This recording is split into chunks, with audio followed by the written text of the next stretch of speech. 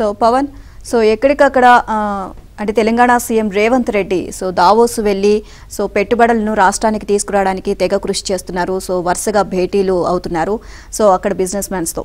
So మరి AP ప్రభుత్వానికి విషయానికి వచ్చేసరికి డుమ్మా కొట్టింది ఈసారి దావోస్ పర్యటనకి సంబంధించి. ఇక మంత్రులు కూడా అక్కడ తీవ్రమైన చలి ఉంది, అక్కడ అంత తీవ్రమైన చలిలో మేము స్నానం చేయలేము అని చెప్పేసి ఇలా వ్యంగ్యంగా మాట్లాడడం జరుగుతోంది. రైట్, మనం చూస్తే అంటే పూర్తిగా కూడా గతంలో ముఖ్యమంత్రి జగన్మోహన్ రెడ్డి వెళ్ళినా కానీ ఆ పర్యటనను వ్యక్తిగతంగా మలుచుకున్న పరిస్థితి. దావోస్ వెళ్తున్నానని వెళ్ళి వాళ్ళ పిల్లల్ని లండన్లోకి వెళ్ళి కలిసి రావడం జరిగింది. అది చాలా వివాదం జరిగింది. కానీ ఇప్పుడు ప్రస్తుతం ఏపీలో ఎన్నికలు దగ్గర పడుతున్నాయి. ఈ హడావిడిలో ఉన్నారు. అంటే రాష్ట్రాన్ని అంటే వదిలేసి రాష్ట్రంలో పెట్టుబడులు వచ్చే సోర్స్ను వదిలేసి ఈ విధంగా ఎవరికి సీట్లు ఇవ్వాలి, ఎవరి దగ్గర డబ్బులు తీసుకోవాలి, ఈ విధంగా జరుగుతున్నాయనే విమర్శలు చాలా వినిపిస్తా ఉన్నాయి. చూస్తే రాష్ట్రానికి పెట్టుబడులను ఆకర్షించడంలో తన నిరాసక్తతను ఏపీ ప్రభుత్వం మరోసారి బయట పెట్టుకుంది. దావోస్ వరల్డ్ ఎకనామిక్ ఫోరం సదస్సులో పాల్గొనాలంటూ వచ్చిన ఆహ్వానంపై ముఖ్యమంత్రి జగన్ ఈసారి మౌనం దాల్చారు.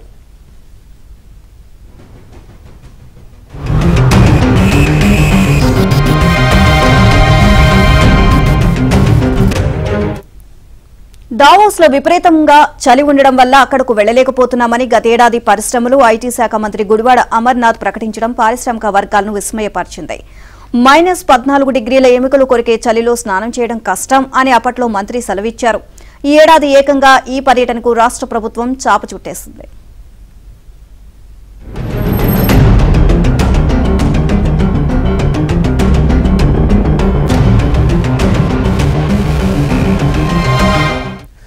రెండు 2022లో తొలిసారి ముఖ్యమంత్రి వైఎస్ జగన్మోహన్ రెడ్డి దావోస్ సదస్సులో పాల్గొన్నారు.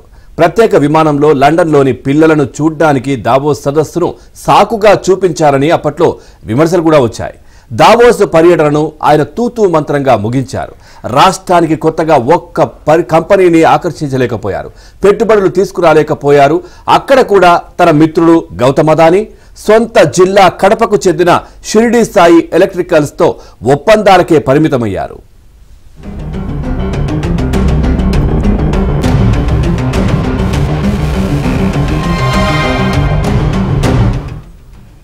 దీంతో ముఖ్యమంత్రి దావోస్ పర్యటన వివాదాన్ని కొని తెచ్చిందే గాని రాష్ట్రానికి విదేశీ పెట్టుబడులను తీసుకురాలేకపోయింది అన్న వ్యాఖ్యలు అప్పట్లో వినిపించాయి.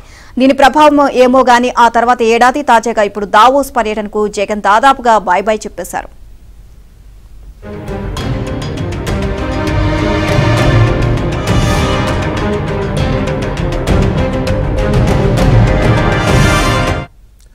మరోవైపు పొరుగు రాష్ట్రం తెలంగాణ క్రమం తప్పకుండా దావోస్ సదస్సులో పాల్గొంటోంది. ముఖ్యమంత్రి రేవంత్ రెడ్డి, ఐటీ శాఖ మంత్రి దుద్దిళ్ల శ్రీధర్ బాబు తాజాగా దావోస్లో పర్యటిస్తున్నారు.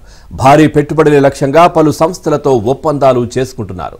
దావోస్ ఆహ్వానంపై జగన్ ఒక్క మాట కూడా మాట్లాడడం లేదు.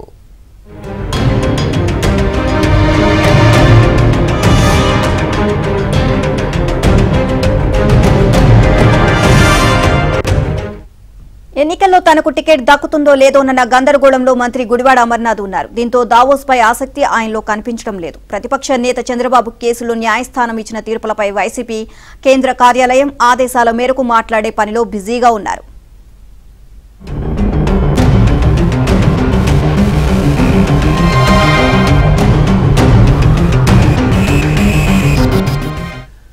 ఇక సార్వత్రిక ఎన్నికలకు ముందు రాష్ట్రంలో పెట్టుబడి వాతావరణం తమకు అనుకూలంగా ఉండేలా అధికార పక్షం ప్రయత్నిస్తుంది. అందులో భాగంగా విదేశీ భారీ పరిశ్రమలతో ఒప్పందం చేసుకోవడం ద్వారా యువతను ఆకర్షించాలని చూస్తుంది. దీనికి భిన్నమైన వాతావరణం ఇప్పుడు రాష్ట్రంలో కనిపిస్తోంది. సర్కారుకు ఎలాగో యువత ఉపాధి, ఉద్యోగ కల్పనపై ఆసక్తి లేదు. మరోవైపు ఏపీలో పెట్టుబడులు పెట్టేందుకు స్వదేశీ పారిశ్రామిక సంస్థలు ఉత్సాహం చూపించడం లేదు.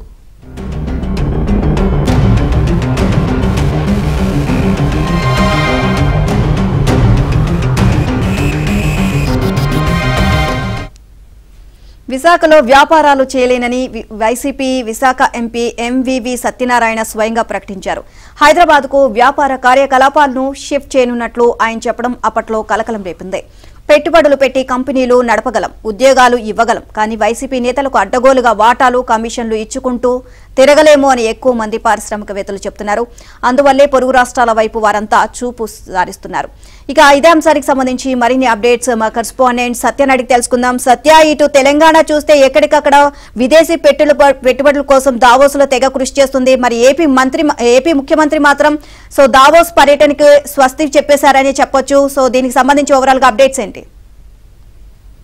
దావోస్ పర్యటన అనేది పెట్టుబడుల ఆకర్షణకు స్వర్గధామం లాంటిది. అటువంటి పర్యటనకు ఆహ్వానం వస్తే దాదాపు అన్ని రాష్ట్ర ప్రభుత్వాలు కూడా సానుకూలంగా స్పందిస్తాయి. అయితే ఏపీ ప్రభుత్వం మాత్రం ఈసారి దావోస్ పర్యటనను పూర్తిగా పక్కన పెట్టేసింది. దీంతో మరోవైపు ఐటీ మంత్రి అయినా సరే ఆ కార్యక్రమానికి హాజరవుతారని భావించినప్పటికీ కూడా ప్రస్తుతం ఆయన సీటు గల్లంతవ్వడంతో తనకు సీటు ఉంటుందా లేదా అనే ఆందోళనలో మాత్రం ఐటీ మంత్రి ఉన్నట్టుగా కనిపిస్తోంది.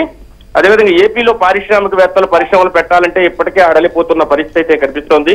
మరోవైపు వైసీపీ ఎంపీ ఎంవివి సత్యనారాయణ విశాఖపట్నంలో తాను వ్యాపారాలు చేయలేనని, తన వ్యాపారాలను హైదరాబాద్ కు షిఫ్ట్ చేస్తానని చెప్పి ఆయన చేసిన ప్రకటన కూడా అప్పట్లో పెను సంచలనంగా మారిందని చెప్పుకోవచ్చు. వైసీపీ నాయకులకు ఈ అడ్డగోలుగా కమిషన్లు గాని లేదా చేతులు తడపడం గాని చేయలేక ఇక్కడ వ్యాపారాలు చేయలేము, ఉద్యోగాలు అయితే ఇవ్వగలం, పరిశ్రమలు అయితే నెలకొల్పగలమని వ్యాపార సంస్థలు ఇప్పటికే చెబుతున్న పరిస్థితి. మరోవైపు తెలంగాణ మాత్రం తెలంగాణ ముఖ్యమంత్రి అక్కడే ఐటీ శాఖ మంత్రి దుద్దిళ్ల శ్రీధర్ బాబు ఇద్దరు కూడా దావోస్ కు వెళ్లారు. అక్కడ తెలంగాణ పెవిలియన్ ను ఏర్పాటు చేసి తెలంగాణకు సంబంధించినటువంటి సంస్కృతి సాంప్రదాయాలను ప్రతిబింబించే విధంగా పెవిలియన్ ఏర్పాటు చేసి అక్కడ పరిశ్రమలను ఆకర్షించడంలో విశేష కృషి చేస్తున్నారు. ఏపీ మాత్రం ఎన్నికల ముందు సాధారణంగా ఇటువంటి కార్యక్రమాలకు వెళ్లి యువతను ఆకర్షించే ప్రయత్నం చేయాల్సి ఉంటుంది. అయితే ఆ దిశగా ఏపీ ప్రభుత్వం అసలు పట్టించుకోవడం లేదు.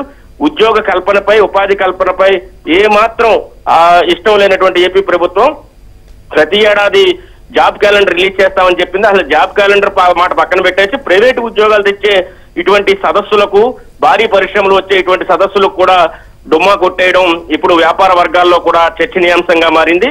మరోవైపు ఐటీ శాఖ మంత్రి ఈసారి గత ఏడాదే ఓ ప్రకటన కూడా చేశారు. అప్పట్లో అందరినీ ఆ ప్రకటన ఆశ్చర్యానికి గురి చేసింది.